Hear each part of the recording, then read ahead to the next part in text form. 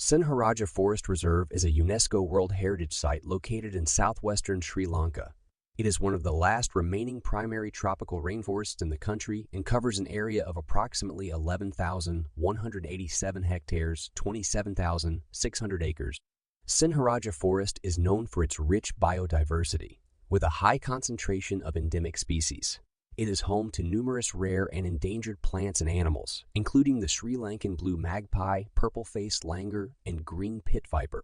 The forest is also recognized as an important bird area, with over 160 species of birds recorded. The name Sinharaja translates to lion king in Sinhalese, reflecting its significance as a moral hunting ground in ancient times.